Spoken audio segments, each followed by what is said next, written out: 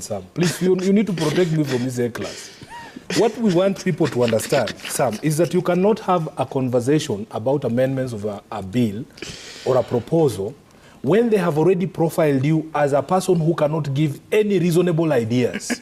You see, one of the most interesting things is that when you hear leaders such as the whip saying, we will pass this thing, wapende wasipende, without alteration of a comma, and I see comments on social media sometimes, people asking us, where is the Azimio alternative budget?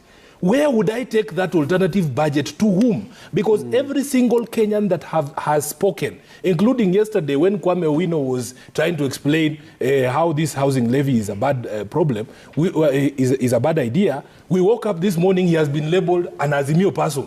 Just because you disagree with this, what they do first is to label you Azimio, then to dismiss everything that you have said because it's Azimio. I have said on this show that personally, I accept that it doesn't matter if I came with a letter from Jesus himself saying he has sent me to speak to William Ruto. He will not listen to a word that I am saying because they have profiled us as people who are just noisemakers. They say we are the choir that accompanies preaching during church. So it's okay, but listen to somebody else.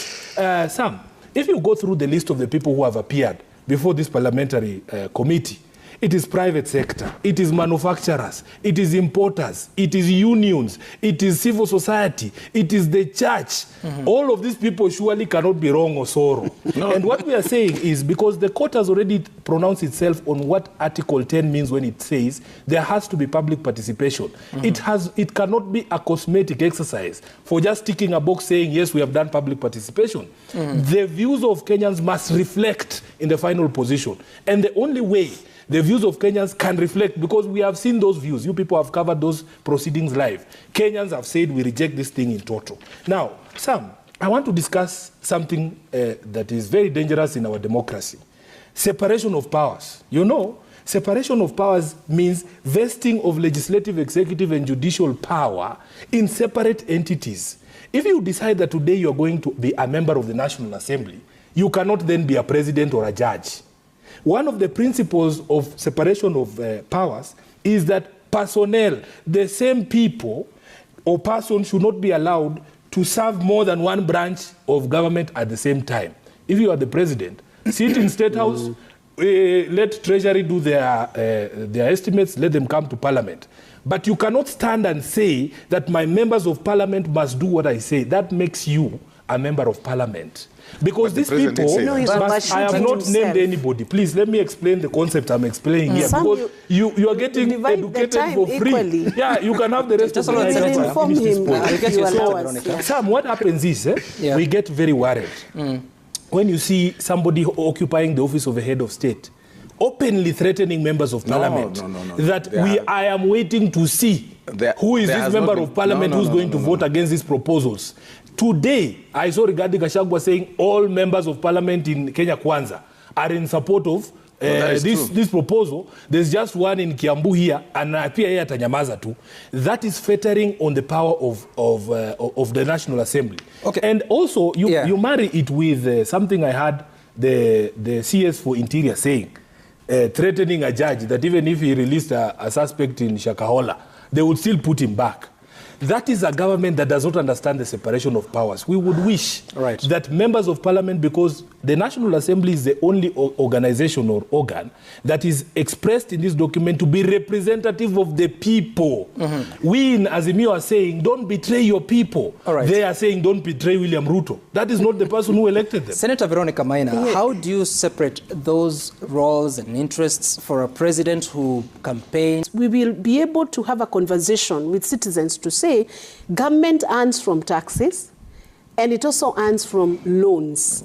Now, there is a policy direction, a fiscal policy direction that has reduced the borrowing. The government is either borrowing or getting the taxes from the people. And that money is needed in order to fund the government. And this is for the services for the people. So what we need to rationalize is how then do we do that taxation. Okay, all right. Honorable Silvana Sosoro, she says that the government is listening, but you've told us at different times that itapita, and your work is to make sure that it passes. Deputy President Rigathi Gachagua says, whatever you do, it will pass. So what listening is happening? That is true, I say, and I still repeat, that whatever I'm given from the majority side as the majority whip before the floor of the House will pass. And that is my responsibility, ideally. But that really doesn't mean that there are no rooms for amendments. But at the stage of having it passed in the floor of the House, and that is what I keep saying, at the stage of having it passed in the floor of the House, it must pass as long as I'm sitting in the House, in that House. But let me say this, that the process... Pass as is? No, I'm saying as long as I'm sitting in that House, it is my responsibility as the majority whip to make sure that every government business passes. At the stage I'm given. Because as it is right now, the process is already on. Like you've heard, there was public participation. The committee is now in Naivasha, of course, reviewing and seeing what members of the public proposed and different sectors and such. They may make amendments and such. Of course, it will get again to the floor of the House. It will go to the first reading. Then we'll get to the committee of the whole House. Members will have an opportunity to make amendments at that point. And then eventually we'll get to the final part, which will be that reading and voting. And of course, at that stage, it will be very critical. It will have been amended. Of course, the panel beating will have been done and such. And at that particular point, I will make sure that it passes. And I mean, really, that is my responsibility. Let me ask you, are there areas within the conversations you've had? I don't know that you sit in the Finance and Planning Committee, but are there conversations you've had on areas that you might concede based on the feedback? Yeah, we have had informal agreements, or rather informal discussions. Things to do with content creators, for example, that the earlier proposal was to have them taxed at 15% of their income. But right now, we need to find a way, and that is part of the discussion that is ongoing in Mumbai. So there's no agreement on the figure now? There isn't. Okay. But they must be taxed anyway, but it should be at really pro rata basis. Maybe we start at 3% or 4%. There's also the issue that was raised on the farm inputs, an extension of what defines the farm inputs per se, so that we also do not just have a limited line of farm input, just thinking about fertilizers. There are equipment involved, things to do with the tractors and such, that also help, hasten the process, or rather, as catalyst in terms of the farming. So the discussion is broad, and as I said... So nothing on housing levy? The housing levy discussion, which is informal, is maybe to create structures, moratorium structures for the employers. And as I say, that is very informal. What does that mean? Like, for example, you really do not want, upon making regulations of the housing, in the Housing Act, because we'll make regulations in terms of the management and such of such fund, we really do not want to ambush the employers, per se, that, instantly, you'll now immediately start paying this. There are some employers, of course, with loans and such and other engagements. So there are discussions that are informal to create maybe a moratorium structure. You are given maybe about 7 or 6 months or 3 months thereabout to restructure yourself, your finances, and remit the amounts. So the deductions will not happen immediately, or they will happen but not submitted immediately? You asked me what discussions we are having, and those are very informal discussions. And at the end of the day, they'll come to the floor of the House. What I've told you is the informal at the higher ladder of leadership that we are all having to make sure we also, get to understand what the employers want and the employees and such. Okay. But let me say this also. This housing thing that really every person is discussing about was every political party's agenda in the last general elections campaigns. The Azimio coalition... it's on record, you actually aired it when they said they'll bring the housing agenda where employers will pay 1.5% and the employees 1.5%. That was their proposal then. Whose proposal? Azimio. It's actually on record. Right Honorable Raila Odinga is saying that in political rallies and different serious meetings. And he was saying, housing is a serious thing. And we can play it, of course, if you put me to task. Don't worry, we'll check that. Don't you worry. So, what I'm saying is this. It's really not fair for Azimio right now to disown what they actually believed then. And Azimio is a coalition, which also has a Jubilee. There is a wing of Jubilee. No, let's not get into that first. There's a point I'm trying to drive.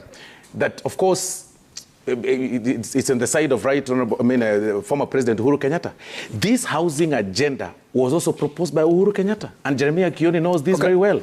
And Honorable Soro, I hear you, but can you just focus on the finance bill 2023? What I'm saying is this. Just hold on. We should adjust the discussion we should be having. Is it that the percentage is higher, the 3% is higher, and we now discuss about making it according to their proposal, the earlier proposal. It has a maximum cap. Just hold on. I asked you about what you're proposing to do. You told me of a moratorium, but you're not specific on what that means. The 6 months or 7 months you're referring to, you're not specific on what it means. But that's fine. Honorable Mboi, so reject without any space for amendments. But then again, so what happens on 1st of July? And don't you think you're, kicking away an opportunity to really make changes and have the voice of Kenyans represented? First and foremost, Sam, it's important to note that we have a finance bill. You know, when you listen to this conversation, or even reject what happens, I think somebody is imagining the country grinds to a halt. No. There's a finance bill passed in 2022-2023, which was targeting to raise 2.1 trillion. This particular one is proposing to raise 2.57 trillion. And so there's a difference of 470 billion, which is the bone of contention. Because for us, we feel that, in raising taxes at a time like this, when the economy is doing very badly and when people are suffering, is not the right thing. Now, when you listen to this conversation and, we are being told that we also, as Azimio, may have wanted to do the same program. Maybe what I would like to state here is that, when Parliament proposes a bill, when a bill is given to Parliament, under Article 10, you have to carry out public participation. Right. And public participation is supposed to inform the final decision. And citizens have been out there, unions, individuals, organizations. Memoranda over 1,000 has been sent to the committee, and over 90% are saying we are uncomfortable with this proposal. Had we been in power, I can tell you that our leader, the Right Honorable Raila Amolo Odinga, would have listened to the voice of the people and would have probably shelved that proposal. It is strange that this parliament, unfortunately, is under siege. It is actually under capture of the deep state. And I'll say this, you've had the discussion here. Public participation has been done. The committee has retreated. But then we are hearing mention of CSs. What are CSs doing in a parliamentary process? Because once it has come, the proposals have come from the CS Treasury. They become now the property of the House. So the House should be dealing with these as members. But you can see you don't see any space for the user department to be... For me, let me tell you, they've already participated. Okay. This started September last year, where the different departments were giving their wish lists. So it started, the budget making process starts in September the previous year. And people have given their proposals, they've gone to departmental committees, and now it has come to the floor of the House. They passed, and I've heard Osoro here say about the passage of the budget today. Those budget estimates, in fact, were passed in a House that was disorderly, which in fact is also an illegality in itself. Because the minute the Speaker says that the House was disorderly, then you cannot be able to transact business in a disorderly House. So I'm certain that somebody might go to court and challenge those estimates that you have passed. But for me, what I feel is that public participation needs to be done properly and the views of the people should be respected. Parliament should be allowed to be independent to carry out its business without intimidation. And you see some of the comments you hear that the majority whip and even some members from Senate that government will never lose. Another one says we will pass it without changing a comma. It means that they're taking Kenyans for a ride and they do not want to listen. Unlike what Veronica here said, that this is a government that listens. This is a government that does not listen to anyone. Sam, I'm speaking from an insider's view. Let's hear Senator Sifuna first. I'm looking at the manifesto of Azimio that you referred us to, Honorable Osoro. Not the manifesto. I have actually a video clip that if you permit me, we can have it. Just let me tell you what I've read. Just hold on. Let me tell you what I've read. Yes, they said that there was going to be a public affordable housing scheme But as of the details of implementing that, there's no such information. Can I share with you? Now, please go ahead. Senator Sifuna. Policy positions are articulated in manifestos, not in video clips. There is a manifesto, a document that lays out what you're planning to do. Some don't defend them. Let them defend themselves please, here. Allow me to be heard in silence, Sam. Please, you need to protect me from this A-class. What we want people to understand, Sam, is that you cannot have a conversation about amendments of a bill or a proposal when they have already profiled you as a person who cannot give any reasonable ideas. You see, one of the most interesting things is that when you hear leaders such as the whip saying, we will pass this thing, wapende wasipende, without alteration of a comma, and I see comments on social media sometimes, people asking us, where is the Azimio alternative budget? Where would I take that alternative budget to whom? Because every single Kenyan that has spoken, including yesterday when Kwame Owino was trying to explain how this housing levy is a bad problem, is a bad idea, we woke up this morning, he has been labeled an Azimio person. Just because you disagree with this, what they do first is to label you Azimio, then to dismiss everything that you have said because it's Azimio. I have said on this show that personally, I accept that it doesn't matter if I came with a letter from Jesus himself saying he has sent me to speak to William Ruto. He will not listen to a word that I am saying because they have profiled us as people who are just noisemakers. They say we are the choir that accompanies preaching during church. So it's okay, but listen to somebody else. Sam, if you go through the list of the people who have appeared before this parliamentary committee, it is private sector, it is manufacturers, it is importers, it is unions, it is civil society, it is the church. All of these people surely cannot be wrong or sorrow. And what we are saying is because the court has already pronounced itself on what Article 10 means when it says there has to be public participation. It cannot be a cosmetic exercise for just ticking a box saying, yes, we have done public participation. The views of Kenyans must reflect in the final position. And the only way the views of Kenyans can reflect, because we have seen those views. You people have covered those proceedings live. Kenyans have said we reject this thing in total. Now, Sam, I want to discuss something that is very dangerous in our democracy. Separation of powers. You know, separation of powers means vesting of legislative, executive, and judicial power in separate entities. If you decide that today you are going to be a member of the National Assembly, you cannot then be a president or a judge. One of the principles of separation of powers is that personnel, the same people or person, should not be allowed to serve more than one branch of government at the same time. If you are the president, sit in State House, let Treasury do their estimates, let them come to Parliament. But you cannot stand and say that my members of Parliament must do what I say. That makes you a member of Parliament. Because these people, I have not named anybody. Please, let me explain the concept I'm explaining here. Because you are getting educated for free. Equally. Yeah, you can have the rest of the night. Sam, what happens is, we get very worried when you see somebody occupying the office of a head of state, openly threatening members of parliament, I am waiting to see who is this member of parliament who's going to vote against these proposals. Today, I saw Rigathi Gachagua saying all members of parliament in Kenya Kwanza are in support of this proposal. There's just one in Kiambu here, and appear here atanyamaza too. That is fettering on the power of the National Assembly. Okay. And also, you marry it with something I heard the CS for Interior saying, threatening a judge that even if he released a suspect in Shakahola, they would still put him back. That is a government that does not understand the separation of powers. We would wish that members of parliament, because the National Assembly is the only organization or organ that is expressed in this document to be representative of the people. We in Azimio are saying, don't betray your people. They are saying, don't betray William Ruto. That is not the person who elected them. Senator Veronica Maina, how do you separate those roles and interests for a president who campaigned, told the Kenyans, this is what I want to do, and now needs resources to implement that program? How do you make that pitch for the bill neater so that you avoid the suspicion that is coming?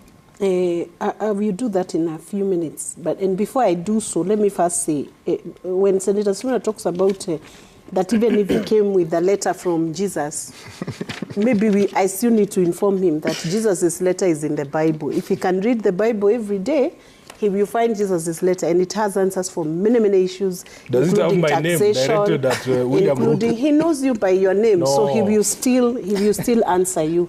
So don't wait for another one written about the finance bill. He's given us the wisdom. That Bible will even talk about taxation, that give to Caesar what belongs to Caesar. Now that's on a light note. It will have everything that he would need to see. But coming down to the issue of discussion at hand, we must appreciate certain facts. You remember a clip that has circulated from Honorable former Premier, Honorable Raila Odinga, regarding the cost of living. And he was declaring, when he was in the handshake regime, that this cost of living has gone up everywhere, Sam. And I have traveled in a few places. And the cost of goods, the cost of travel, the cost of item has skyrocketed, not just in Kenya. If you look at the dollar exchange rate right now, there is a very heavy fight in the financial market on how the inflation rates have gone up.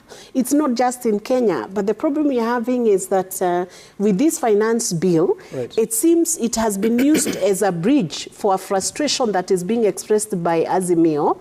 And instead of having a candid conversation with Kenyans on why it is necessary for government to have revenue and government to have some resources to be able to disburse even to the counties for services to be given to the people, we instead have an opposition which says we are going to reject it wholesome. Is that an answer? Sam, it is not an answer. Now, if the cost of living, the inflation has gone up across the whole world, everywhere, even in the US, everything is very expensive right now, Sam. But Senator Veronica, still on that point, does it concern you? Hold on. Does it concern you? You're saying that the inflation rate has been rising, apart from we've seen a bit of slowdown in the last few months. Yes. Does it concern you that VAT on fuel from 8% to 16%, turnover tax from 1% to 3%, lowering the range to 500,000 shillings, which is about 1,370 shillings a day from business? Does it bother you that that is likely to push the cost of living even higher? Let me say this, Sam. Those are the areas that have been flagged by the Azimio. What they have not done, let me just, can you allow me Senator, it's not Azimio. You're calling people hecklers and you're a chief heckler. But it is not Azimio. KEPSA is not Azimio. Let me say this. What they have not flagged in this finance bill is that there is a zero rating on grains. Yes. There is zero rating on equipment that is dealing with medical care. There is removal of taxes and reduction of IDF, you know, the import declaration tax. There is a reduction from to 7.5. The rental income is the one that has been reduced to 7.5. What does that translate to? The finance bill has tried to balance between what is being asked of the citizen and what is being paid into the government. And there is a need that has been given to recovery of any amount you would want to recover on VAT. Before, it was very difficult for people to recover their input. Once you had paid into the VAT account, it was difficult for a trader or a business person to recover what they were claiming from the government. The returns have now been eased up so that it's much easier for traders to even make it in business to recover the fund that they need from the government. Those facts are not being told to the public, Sam. What is being told to the public is just what is going up. It's a balancing act in that finance bill, Sam. And in that balancing act... In specific terms, if this bill passes as it is, on the 1st of July 2023, will life be more expensive or cheaper?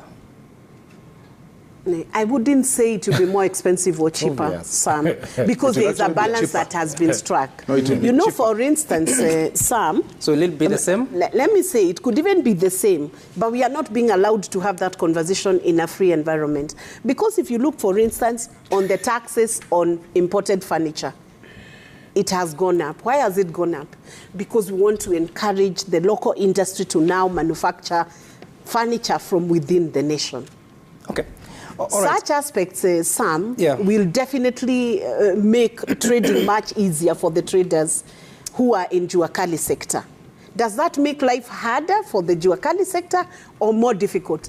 it eases up. Okay. You will find there is something that has been done on leather to encourage the local industry to invest more in that and to trade more in that. But what we are hearing, Sam, yes, is an opposition which thinks that government is the one that should be driving the cost of unga down. Sam, which government in the world has ever given people food every day? Because I've had demand from the opposition, to be honest, that government needs to drive. This unga must be 50 shillings, 100 shillings. While Sifuna. the request is good, but you know, it is just hyping public mood. Okay. Because I've not seen a government, let me finish. Yes. I have not seen a government, even the US itself, giving food to the people on a daily basis and saying your dinner will be given here. There's a every welfare day program. to everybody. Yes. Every day to everybody. Every month people the receive problem welfare with checks. Azimio, Sam, is an act of deception. they use the politics are so deceiving and so alluring. Senator Maina, I wish you spent time to talk about what is in the finance bill. And Honorable Mbui, so from your reading of the bill, do you see any positives? Sam, when I listen to Veronica here, it's shocking because she's talked about some items that she considers to be positive, and our concern is not any tax that may have been reduced. We have been very clear. We are talking about the issue of the cost of living. It's very high. And so what we are asking is that they don't tax Kenyans more during a period like this. So what we are dealing with is excessive taxation. Now, when she points out, looks through a 160-page document and finds something hidden there that is probably positive, and then that becomes a topic of discussion, we lose a script. There are so many items in that bill that's what I want to talk about. Now, you see, yes, they have removed from exemption specialized hospitals and construction materials for tourism. So that's a positive. They've removed 16% VAT on helicopters and aviation industry. Correct. That's a positive. And you know why, who benefits? Sam? They have reduced. Allow me. They have reduced the duty on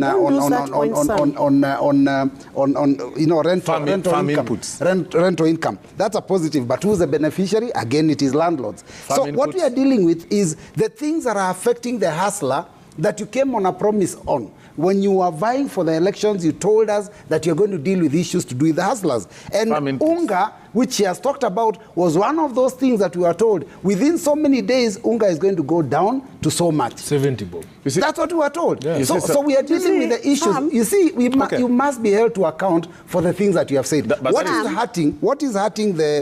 hurting the hustler? First and foremost, of course, the turnover tax that you've talked about. You've talked about the issue of the, there's, other than the 16% VAT, which you obviously raise the cost of transportation, which affects all goods and services, there's also the advance tax on motor vehicles. Public service vehicles, the advance tax is going up from 60 shillings to 100 shillings per seat. Then when it comes to tonnage, when the ones that do transportation of goods, and that is trucks and pickups, they are charging from 1,500, it's going up to 3,000 per ton. Those are things that are directly affecting the cost of transportation, which affects the cost of all goods and services. So you cannot tell us that that is going to help the people. You know that they have proposed that insurance compensation, when you get compensation. If you sit down with your children today, and you ask them whether they want to go to school, chances of them telling you that, hey, I'm tired of school, will be so high. And they'll complain of food, they'll complain of anything, the things that happen in school, assignments and such. And then if you as a parent go and take such as an opinion, then you lose your children in future. And that is what we are discussing here. The president has the prerogative power.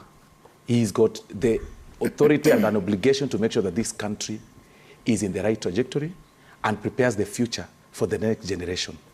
And if he feels, through the powers that you've given him, that the housing, a housing project is very important for the betterment of the future generation, then he has to make such very hard choices. And for us, we tell the public, support the president because you gave him the power. If he listens, really, you can't tell the president to listen to Sifuna. Sifuna wants him to fail, because he wants his party leader to to be president in 2027. I mean, really, it will not be genuine. You will not tell him to listen to Honorable. So for me, my point is this. A leader takes people where they ought to be. And that answers the question to somebody who asked me. You know, my constituents may oppose and such like that. I mean, really, do I go asking 100,000 people, each of them, do you reject or oppose? I mean, really, I'm the leader. I should tell them the importance of the housing. And by the way, I need those houses in my constituency because I'm the leader. I'll guide them at the opportune time. Have you told them? Yes. What are they telling you? I have told them. Of course, they are different, varying. You know, as a leader, I convince people to my side. And I've managed to convince several people to my side because they know, especially Kisii, by the way. You know, Kisii is a village slum, and it's very important. Land is not, it's inadequate. And I mean, really, in another 10 years, where do we build houses? Okay, Honorable Soro, your analogy, parents and children, president and the citizens, I mean... No, what I'm trying to say is this, that when you are leading a team, because you've been given power. Power belongs to the people. And these people have bestowed power towards you. Then do you again come back to them and say, hey, do I do this? Do I? No. I mean, really, you don't do that. Okay. Oh, all right. Senator Sifuna. You know, Sam, it is only dictators who believe they know what is best for everyone. That somehow, because they were elected, they are this genius who know where the country is supposed to be, what you're supposed to eat, who you're supposed to love, how many children you're supposed to have. We are not children, Osoro. We are not children. And the fact that you are elected, this election does not confer genius on anyone. In fact, many of us don't even understand what we are doing most of the time. Number two, my brother, I have no problem. I don't want William Ruto to ever listen to me. What for? He has his bishops, he has his choir masters like Naosoro here. Let him listen to them every day. I am okay him not listening to me, but please, you cannot see Azimio in everyone. Kwame Wino comes here, he's an independent expert in economy, you label him Azimio, dismiss him. Kepsa come to you and tell you this thing is going to tank the economy, you dismiss him and say they are Azimio. Kenya Association of Manufacturers, the bishops, everyone. You cannot dismiss everyone. As somebody has said here, we cannot all be wrong. Another thing, Sam, there is something called Maslow's hierarchy of needs. You don't talk to me about furniture. I have not eaten. When was the last time you bought furniture for your house? You can't come here and tell us, oh, you've reduced tax on furniture. We want to eat, Vero. Stop telling us about this thing of furniture and helicopters and IDF. How many Kenyans know IDF? You are reducing tax on rentals. How many people are landlords here? Maybe it's just you and Osoro here who are landlords. I am sure Sam has no house to rent. And then they say that 1 teaspoon of poison, just 1 teaspoon of poison in a cup of tea is enough to take you out. This one is a drumload of poison. A drumload of poison in the well. And then you come and tell us, oh, Azimio does not see anything good. You tell us what is good, we will tell you what is bad because that is our job. And lastly, Sam, so that I hand over to my sister here, I want to say this.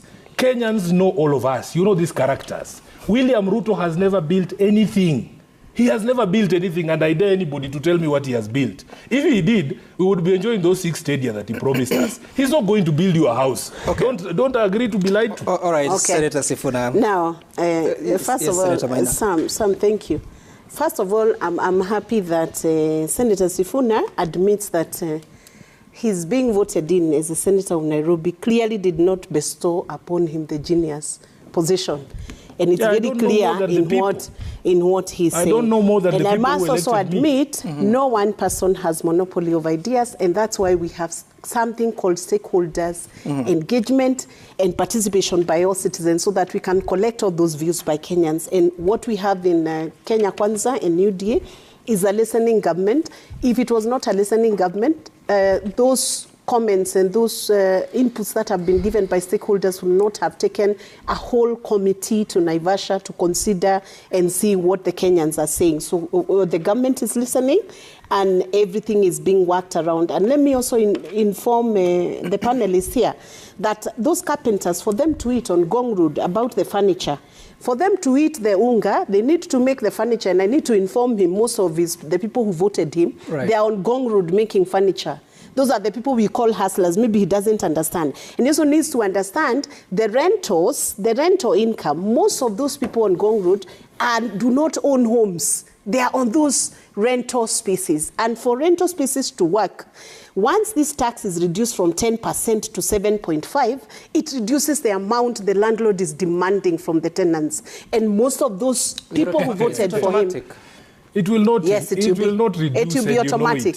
It's a law, Sam. If it is not named, about, is it automatic to transfer the benefit to the tenants? Oh, we are in a market economy, but we have a very pessimist group because this is how they do their operations. It's not about pessimism. I'm asking you a question. And I have responded. It is automatic. It is called market economy, Sam. Once you reduce a tax, the cost of that item goes down, and we have very clever business people, Sam. Competition drives the owner of that property to push it to the point where the market is placing it, Sam. I haven't finished, Sam. I'm just about to wind up. And then about the aircraft spare parts being reduced in that finance bill, I need to maybe once again inform my panelists that business of repair of aircrafts moved to Ethiopia because of the cost of those parts in Kenya.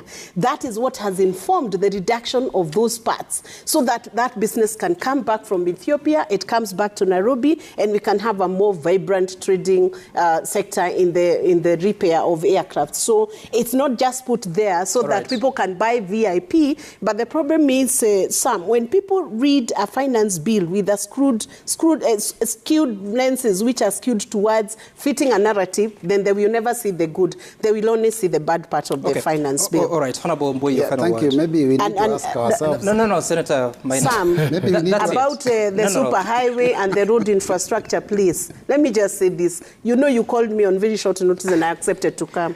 This is how you pay me back.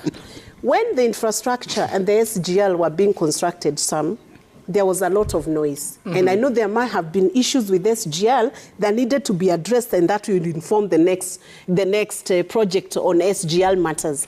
There was so much noise. But today, Kenyans are enjoying that infrastructure. What are we saying? Sometimes there is time for sowing and there is time for leaping. When you are sowing now, it may feel painful. But there is a day you will say, now I have a better service in a hospital. I have a better house. I'm not in a slum area. It's been upgraded. The social housing is working for me. I have been able to pay off, a tenant-owned purchase scheme. I've been able to pay at 2,500 or 5,000. And I have owned a home in Kenya when I wouldn't otherwise have owned a home. So I think people should be patient with the government and know it's going Senator, to be well. You've made your point. Thank you. Maybe we need to begin by asking who owns choppers in Kenya, because those are the beneficiaries of this taxation. Maybe now, you should ask Kenya Kwanza misled Kenyans by implying that life would be very, would be rosy immediately after the elections. And they have continued, unfortunately, to ignore the voice of the public, because even though you say that they are listening government, we know that public have spoken, and you still have continued to indicate that you will not do what the public has asked. I want to advise Kenya Kwanza to stop divisive politics, because in the run-up to the election, we were told it was hustlers versus dynasty. Immediately after, we were told it is shareholders versus non-shareholders. Now, when we raised concern about the 3% on housing, we were told it is salaried versus non-salaried. I mean, every day there is always one thing or the other that we have to fight about. And finally, can they kindly stop intimidating members of parliament? And let me just say, we will reject that finance bill.